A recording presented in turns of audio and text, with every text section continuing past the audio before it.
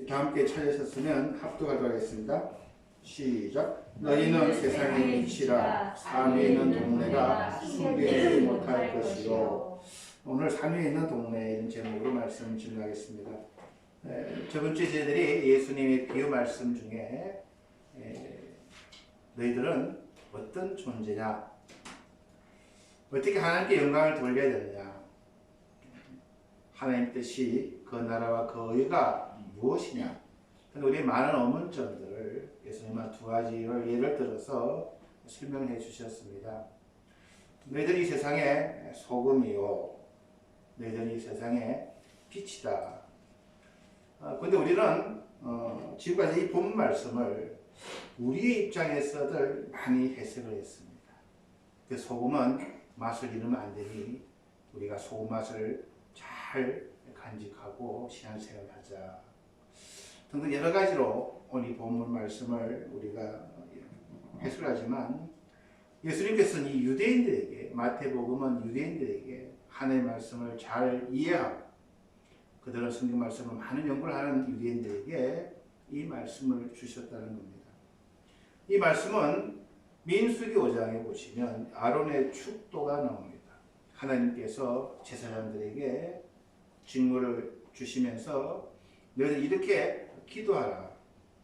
그리고 하나님은 구약에서 그 기도대로 복을 내려주셨습니다. 그 이스라엘 백성들은 이 아론의 축도를 잘 압니다.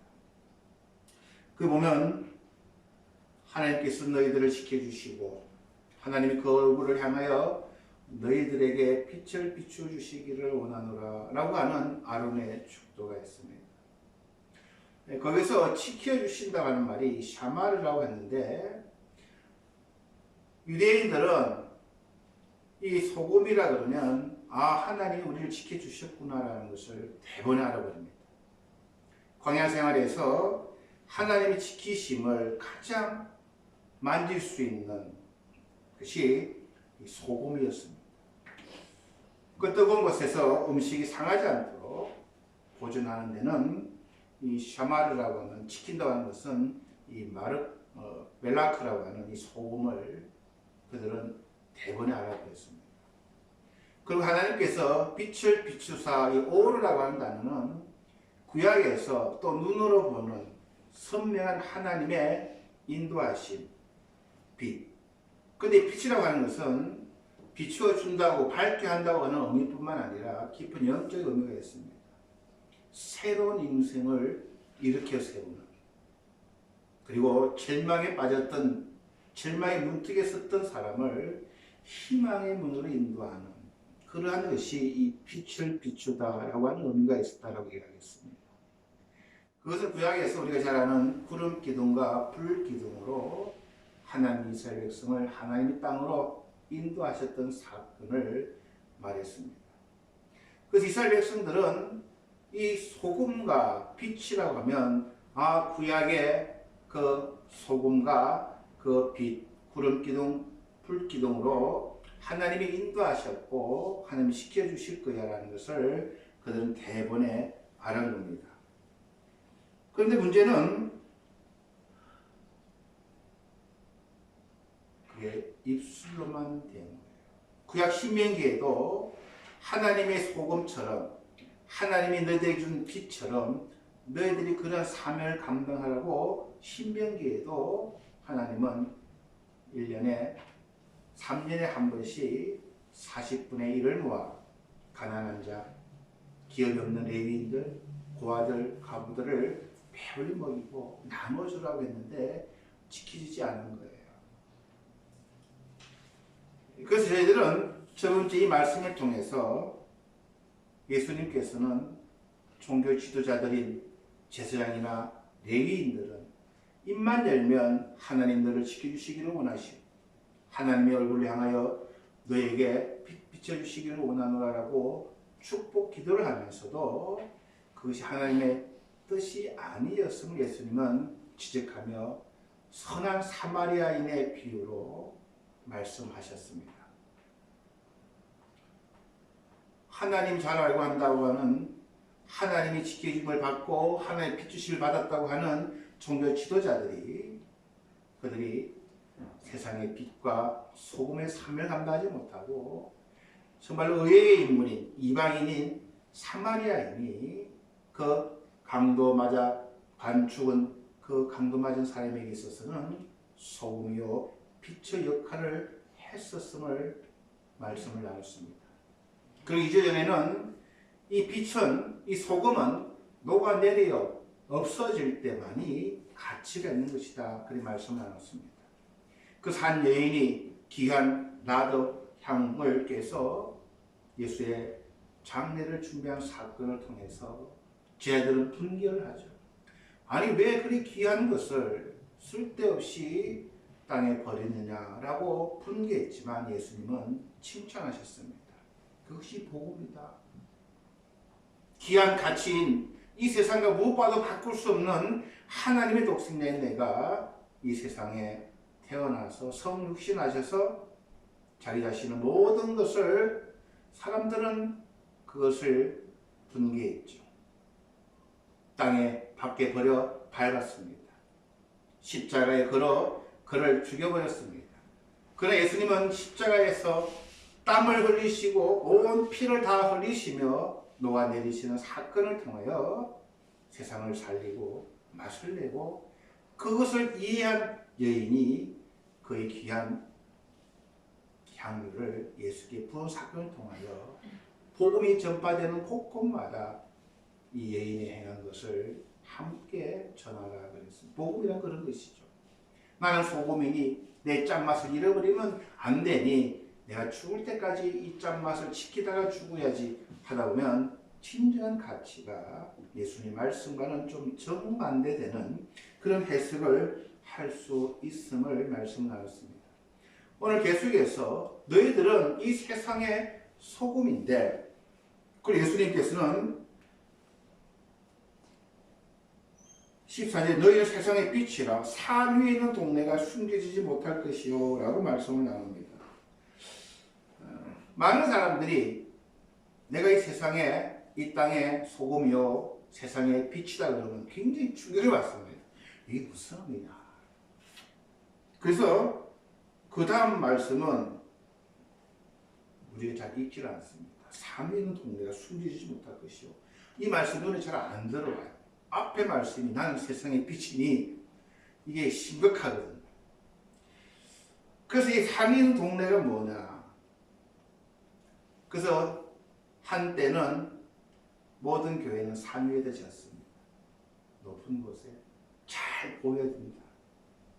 그것도 맞습니다. 그 우리 주님은 굉장히 심플하십니다. 저는 아직 유대 땅은 가보지 않았어요. 갈릴리 가보지 않았는데 이렇게 갔다 오신 분들의 비디오를 보거나 이러면 천박한 땅입니다. 정말 가도 광야예요. 근데 그 당시 예수님께서 선교 활동하셨던 그 지역은 동네가 다 산 위에 있는 동네입니다. 네? 우리는 편리한 곳에 집을 짓죠. 여기 가깝다든지 버스 정류장이 있다든지 큰 슈퍼가 있다든지 그런 데가 집을 우리가 가지는 걸 소원하는데 그런 생각을 내려놓으셔야 됩니다. 예수님 당시에는 동네가 산 위밖에 없어요. 왜 그러냐면 이곳에 한 번씩 갑자기 폭우가 내리면요 땅 밑에 집을 짓다가는 감당을 못하는 거예요. 뭐 다 무너지는 거예요. 그냥. 그래서 오랜 전통 가운데에 그 조그만 언덕, 산도 없습니다. 조그만 언덕 위에 집을 지어요. 그리고 가장 높은 곳 예루살렘에 성전을 지었죠. 그런데 산 위에 있는 동네는 그 당시 가구의 구조물입니다. 그리고 산 위에 있는 동네는 우리는 아무 때나 가도 집이 있지만 이곳은 하루 종일 걸어도 집을 한 채 찾을까 말까 하는 그러한 곳입니다. 여행을 하시는 분이 집을 발견하지 못하면 광야에서 죽을 수밖에 없는 그러니까 이 민족들은 손님 오는 곳을 천사 대접처럼 합니다. 귀하게. 그래서 아브라함도 부지 중에 천사를 대입하고 복을 받습니다. 왜 그러냐면 자기들도 타 지방으로 갈 때에 이런 산위에 있는 동네에서 신스를 짓지 않으면 안 되기 때문에 이 산위에 있는 동네는 굉장히 중요한 의미를 지닌 그러한 배경이 있습니다. 그러한 곳에 숨겨지지 못할 것이요 라고 오늘 본문을 이야기합니다.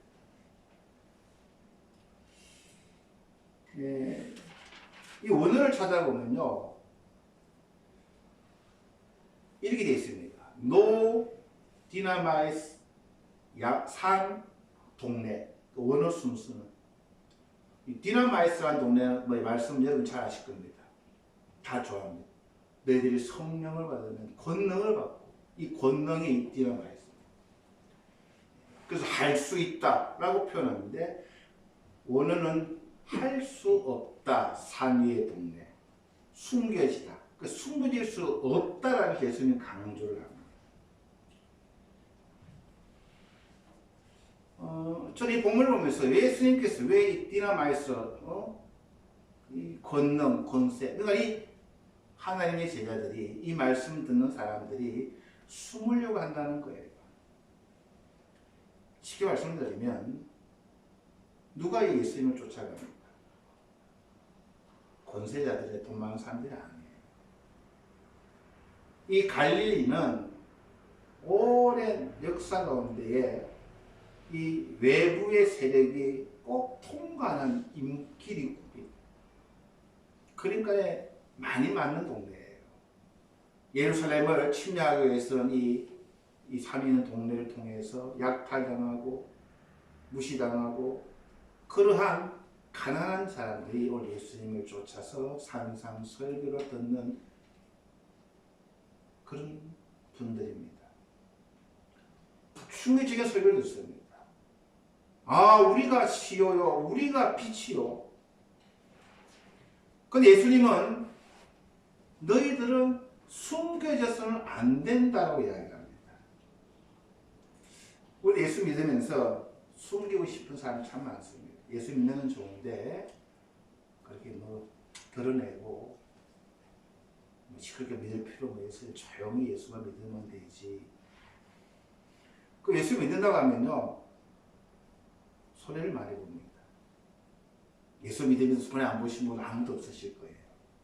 다 음으로 양으로 소문대 가서 예수 믿는다는 소리 한마디 하면 말도 함부로 못합니다. 욕을 한마디 했다가는 예수 믿는다는 사람이 말이야 라고 안 들어도 될 말을 듣고서 합니다. 예수 믿는다고 하는 게 쉽지만은 않죠. 그때도 마찬가지예요. 제가 일본 교회에서 좀 사역할 때에 그 목사님 설교 아직도 기억납니다. 한 번 선도님이 그냥 주중에 목사님께 찾아왔어요.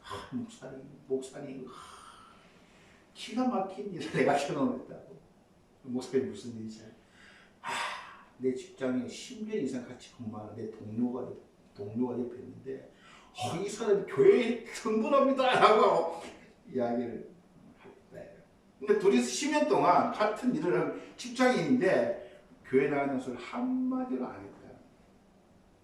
제가 여러분이 말씀드리지만 일본의 시골 교회를 가면요 이 동네하고 저 동네 성도들이 이 동네에 살아 성도들은 이쪽 동네에 살고 이쪽 동네에 사는 성도들은 이 교회에 나와요. 그건 일본 땅입니다. 일본 땅 참 귀합니다. 돈 좀 빌려달라면 기독교인들한테 어떻게 할 겁니까?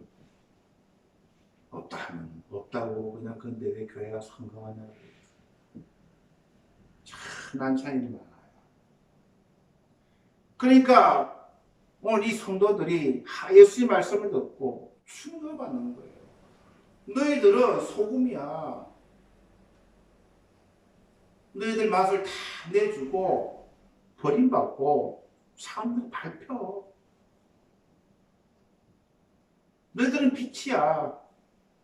그러니까 사람들이 찾아와 도와달라고 올 수도 있고 여러 가지 등등으로 많은 것들로 그 너희들은 사명통이지 않냐. 너희들 찾아온 사람이 너희들의 그것을 거부해버리면 죽을 수밖에 없지 않냐. 그 너희들 숨겨질 수가 없다는 거예요. 여기서 이제 문제가 나는 거예요. 예수를 믿는 건 좋은데 불편하잖아요. 아니 예수님 저 사람들 저 높은 곳에 사는 예루살렘 사람들 참 좋은 데 사는 사람들 그들 나누고 하는 것은 별 문제가 없지만 우리는 좀 하루하루 먹고 살아가는 게 만만치가 않은 우리들인데 좀 숨기고 싶은데 라고 하는 그런 갈등이 나는 거죠. 왜 우리가 억울하잖아요.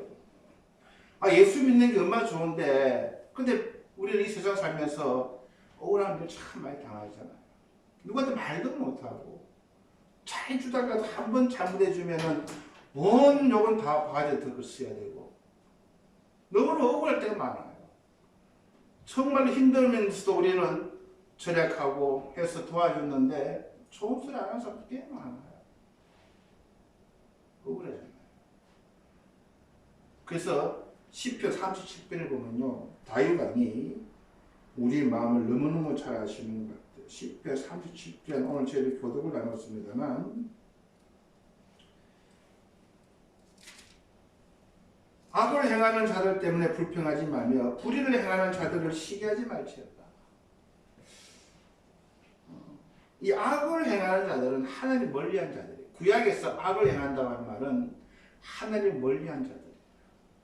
구약에서 의인들은 하나님을 가깝게 하는 자들인데 이 악을 행하는 자들은 손해도 안 보는 거예요. 여러분. 이 세상에서 손해도 안 봐요. 불의를 행해도 그들은 내 것 내 거고 당신 것도 내 거예요. 얼마나 이 사람들은 손해를 안 보고 잘 사는지 우리 그들 보면서 불평하고 시기하잖아요. 그러지 말라는 거예요. 우리 이 세상에서 소금으로 빛으로 살아가다 보면 참 바보설 때 많잖아요. 누가 내 옷범을 때리면 왼편 떠내놓으라 그러죠. 누가 우리를 가라면 심리를 따라가 주라고 그러죠. 바보처럼 살아야 해요. 어떤 의미에서는. 억울하죠. 근데 불평하지 말고 시기하지 말라 그래요. 왜 그럴까? 그들은 풀과 같이 속히 뱀을 당할 것이며 푸른 채소같이 생존할 것이미로다 라고 이야기합니다.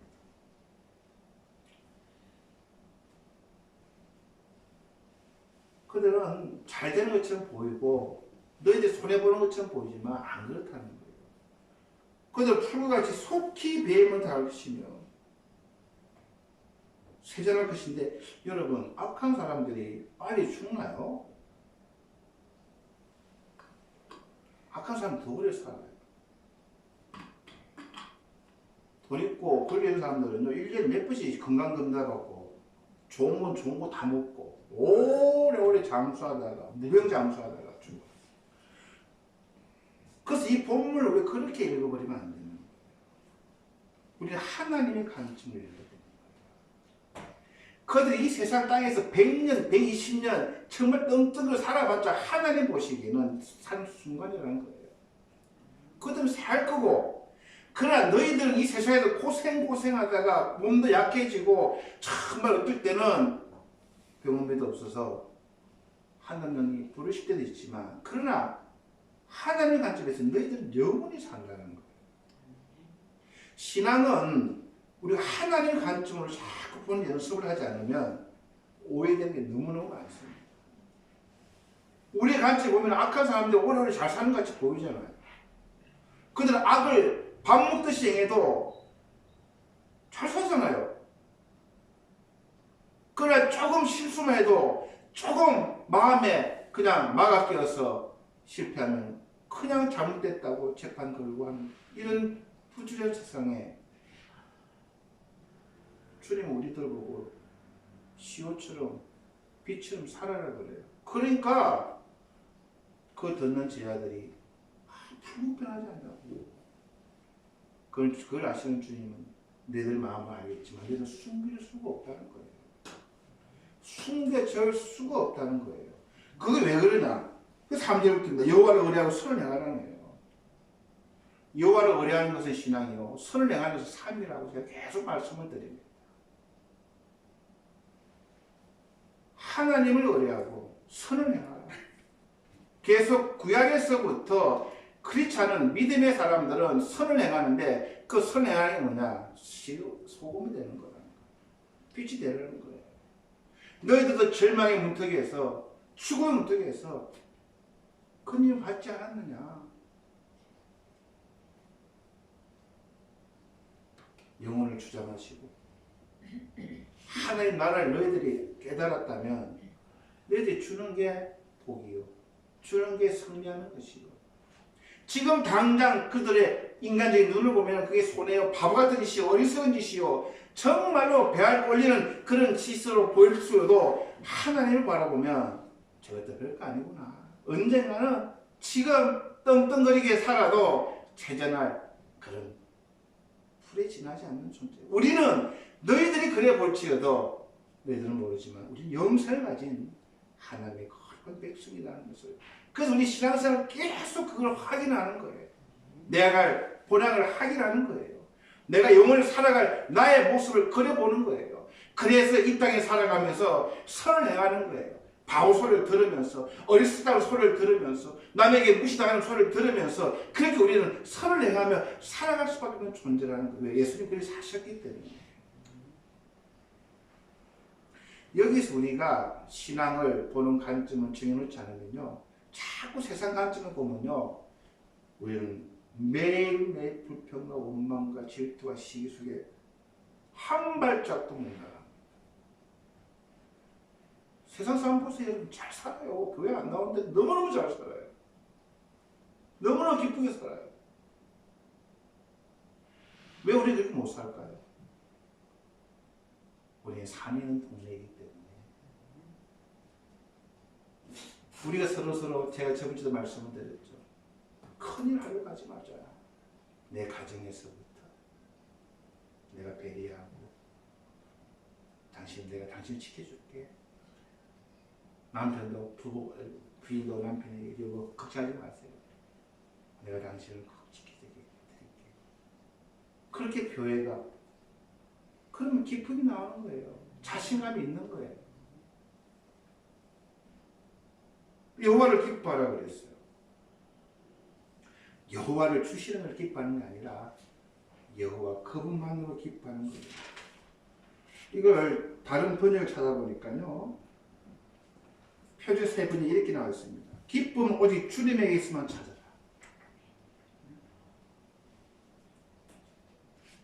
내 즐거움을 여호와에게서 찾아라.